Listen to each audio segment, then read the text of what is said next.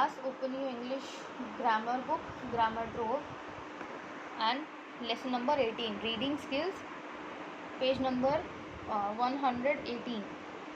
Reading skills में आपको क्या करना है, इसमें आपको कुछ रीड करने के लिए मैटर दिया जाता है, पैराग्राफ दिया जाता है, देन आप वो रीड करने के बाद आपको कुछ क्वेश्चन दिए जाते हैं जो आपको आंसर करने होते हैं, राइट। इसमें हम क्या सीखते हैं, रीडिंग एंड एनालाइजिंग एक्सर्प्ट्स, ठीक है। इसमें क्या होता है कि हम पहले तो रीड करते हैं जो भी हमें मैटर दिया जाता है, फिर उसको एनालाइज करते हैं, ठीक है, देन उन्हीं के बेसिस पे हम क्वेश्चन को आंसर करते हैं, ठीक। तो थॉमस एल्वा एडिसन हमारा पिछले सिलेबस में कंप्लीट हो चुका है। आपके PT2 सिलेबस में जो सेकंड आपका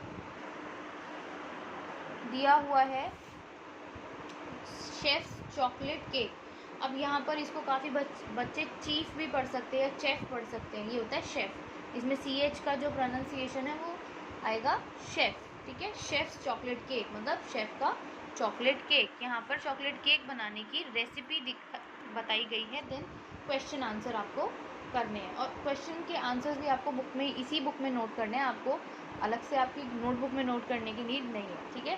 सो सबसे पहले क्या है, इंग्रेडिएंट्स मतलब जब भी हम कोई फूड आइटम या कोई डिश बनाते हैं तो उसे बनाने के लिए जिन जिन सामानों की, जिन जिन फूड आइटम्स की ज़रूरत होती है उनको इंग्रेडिएंट्स कहते हैं। सो इंग्रेडिएंट्स चॉकलेट केक के लिए क्या चाहिए, 1 कप ऑफ फ्लावर, ठीक है, 1 cup flour, half cup of butter, आधा cup butter, 3 eggs, 3 egg, 4 tablespoon of chocolate powder, 4 tablespoon आपका chocolate powder, a few drops of vanilla essence, और कुछ ड्रॉप्स किसकी, वेनिला एसेंस की। वेनिला एसेंस फ्लेवर के लिए एंड फ्रेग्रेंस के लिए डाला जाता है, ठीक है। 1 टेबलस्पून ऑफ बेकिंग पाउडर, ठीक है, 1 टेबलस्पून आपका बेकिंग पाउडर हो गया, 3 टेबलस्पून ऑफ शुगर, और 3 टेबलस्पून क्या चाहिए, चीनी यानी शुगर। ये तो हो गए आपके इंग्रेडिएंट्स। इन सामान को यूज़ करके चॉकलेट केक बनाया जाता है। अब मेथोडोलॉजी मतलब ये जो इंग्रेडिएंट्स हैं इनको कैसे यूज़ करना है। सो सबसे पहले beat the eggs with an egg beater. सबसे पहले तो जो 3 एग्स हैं उनको बीट करें, फेंटे, किससे, एग बीटर की हेल्प से। एग बीट करने के लिए भी इलेक्ट्रिक एक डिवाइस आती है जिसे एग बीटर कहते हैं, उसकी हेल्प से भी आप बीट कर सकते हैं, ठीक है। Then second step is melt the butter and add it to the beaten eggs. उसके बाद जो बटर आपने हाफ कप लिया था उसको मेल्ट करें, मेल्ट करना मतलब पिघलाना, मेल्ट करें, पिघलाएं बटर को, और जो आपने एग बीट किए थे, फेंटे थे, उनमें मिक्स कर दें। Then third step is add vanilla essence and mix well, और उसमें वेनिला एसेंस भी डाल दें, फ्यू ड्रॉप्स, और उसके बाद अच्छी तरह से मिक्स कर लें। Then fourth step is take the flour in a bowl. उसके बाद फ्लावर लें एक बाउल में, ठीक है, mix the baking powder and chocolate powder. उसके बाद फ्लावर में जो बाउल में जो आपने फ्लावर लिया उसमें बेकिंग पाउडर और चॉकलेट पाउडर दोनों मिक्स कर दें। Gently mix in the flour in the butter egg mixture. और फिर वो जो आपका फ्लावर है जिसमें आपने baking powder and chocolate powder डाला था उसको जेंटली बटर एग का जो आपका मिक्सचर आपने पहले बनाया था उसमें मिक्स कर दें। प्री हीट एन अवन, उसके बाद अवन आई होप आप सभी को पता होगा, अवन को प्री हीट करें मतलब पहले से उसको गर्म करना, ठीक है, पहले से उसको गर्म करें, गर्म करके रखें।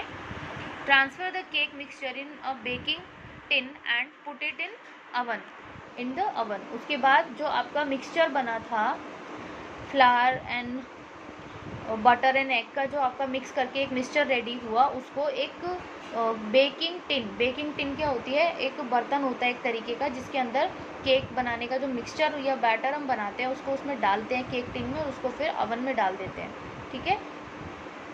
सो बेकिंग टिन में ट्रांसफ़र करें, और उसके बाद जो प्री हीटेड आपका अवन था उसमें आप इसको रख दें। Let it bake for about half an hour. उसके बाद आधे घंटे के लिए, हाफ एन आवर के लिए उसको बेक करें। Insert a needle in the cake. उसके बाद बाहर उसको निकालें और उसमें नीडल मतलब एक सुई को इंसर्ट करें केक में, सुई डाल के देखें। If it comes out clean the cake is ready. अगर वो जो नीडल है वो साफ़ बाहर आ जाती है तो फिर आपका केक रेडी है, ठीक। अब यहाँ पर आपके इसी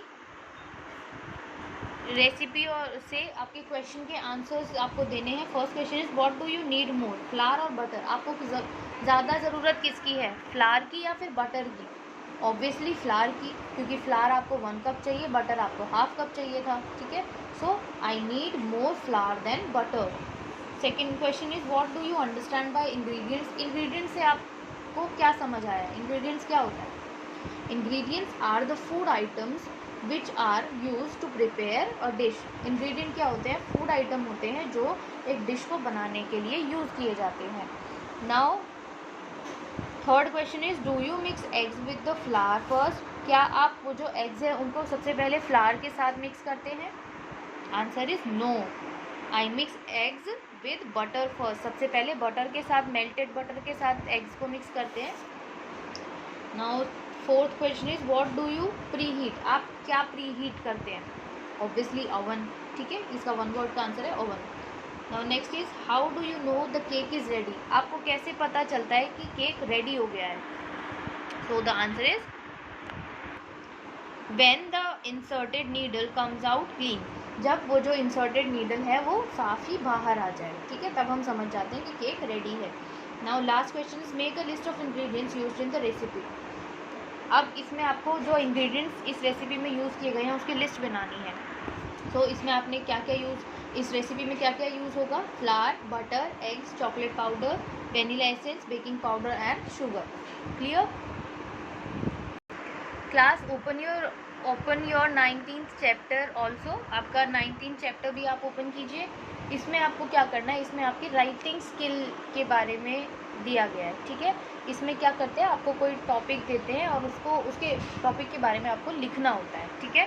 तो जैसे हमने PT1 में पैराग्राफ राइटिंग की थी, किसके बारे में? इम्पोर्टेंस ऑफ स्पोर्ट्स के बारे में, राइट। इम्पोर्टेंस ऑफ स्पोर्ट्स के बारे में मैंने पैराग्राफ आपको खुद से लिख करके एक्सप्लेन किया, क्योंकि शायद टॉपिक आपके लिए डिफ़िकल्ट हो सकता था, बट जो PT2 में आपका टॉपिक है उसके पॉइंट्स आपको खुद से लिखने हैं, क्योंकि एक स्टूडेंट का पॉइंट दूसरे स्टूडेंट के पॉइंट से अलग भी हो सकता है, ठीक है। तो ये आपका आज का होमवर्क भी है। Right a paragraph about the things your mother does for you. यहाँ पर आपको क्या लिखना है? एक पैराग्राफ लिखना है उन चीज़ों के बारे में जो आपकी मदर आपके लिए करती हैं, ठीक है। Also add how you can thank her. और ये भी ऐड करें कि आप उनको कैसे थैंक करते हैं, ठीक है, कैसे थैंक उनको कर सकते हैं। Give a suitable heading to your paragraph. और वो जो पैराग्राफ आप लिख रहे हैं उसके लिए सूटेबल हेडिंग भी आपको देनी है। तो पैराग्राफ से आपका जो पैराग्राफ है उसकी एक हेडिंग होनी चाहिए, ठीक है। और उसके बाद आपको बताएंगे कि आपकी मम्मी आपके लिए क्या क्या करती हैं। जैसे फॉर एग्जांपल आप बता सकते हैं कि आपकी मम्मी आपके लिए फूड कुक करती हैं, शी प्रिपेयर्स और cook food for you and she take care of you when you fall sick. जब आप बीमार हो जाते हैं तो आपकी मम्मी आपकी केयर करती हैं, ठीक है, आपका ध्यान रखती हैं, आपके लिए खाना पकाती हैं। She loves you a lot, वो आपको बहुत प्यार करती हैं, ठीक है। तो ऐसे बहुत सारे पॉइंट्स हो सकते हैं जो आपकी मम्मी आपके लिए करती हैं काम, ठीक है। उसके अलावा आप इसमें भी थैंक कैसे करें उसके लिए आप क्या कर सकते हैं? अब ऐसे तो नहीं मम्मी ने आपको खाना बना करके दिया और आपने थैंक यू बोला वहीं ख़त्म, नो। थैंक करने का एक अलग तरीका हो सकता है। जैसे आप आपकी मम्मी को जो आपके मम्मी हाउस होल्ड वर्क करती है, घर का जो काम करती है, उसमें आप हेल्प कर सकते हैं। You can help your mother, right. आप आपकी मम्मी को हेल्प कर सकते हैं इन कुकिंग फूड, खाना पकाने में, ठीक है, या फिर हाउस होल्ड वर्क करने में, घर के काम करने में। इस तरह से आप उनकी हेल्प करके उनको थैंक कर सकते हैं, ठीक है। क्लू मैंने आपको दे दिया है, पैराग्राफ राइटिंग आपको करनी है, ठीक है।